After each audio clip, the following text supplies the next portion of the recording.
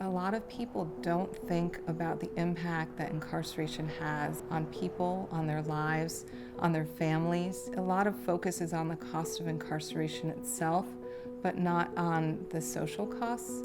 That's where data comes into play.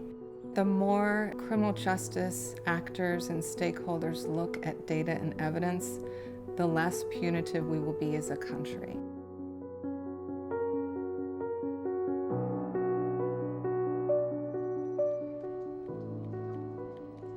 When I started off my career, there wasn't a lot of thoughtful research that was guiding policy in the area of criminal justice. Policymakers weren't looking at data, they weren't looking at evidence, they were really driving policy based on emotions and fears. I mean, that's what led to the incarceration policies that we're seeing today. The Colson Task Force is a congressionally mandated task force to examine the drivers of the growth and size of the federal corrections system and to develop recommendations for reducing that size. As the Urban Institute, our role was to staff the task force and help guide the task force in its decision-making, its deliberations, and to do so, given who we are at Urban, we analyze the data every which way.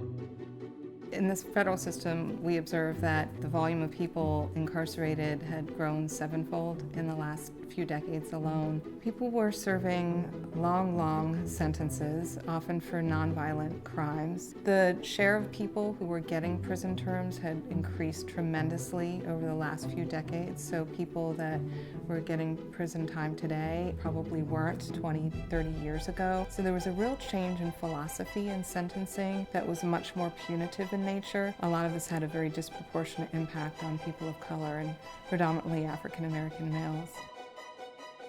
This group was uniformly in favor of reducing prison sentences. Their first recommendation was use prison as sparingly as possible. They took a big stand on mandatory minimums, only retaining mandatory minimums for the most serious types of offenses, really giving that discretion back to the judge so that he or she can consider a whole host of circumstances that will lead to better outcomes for individuals and better outcomes for public safety as well.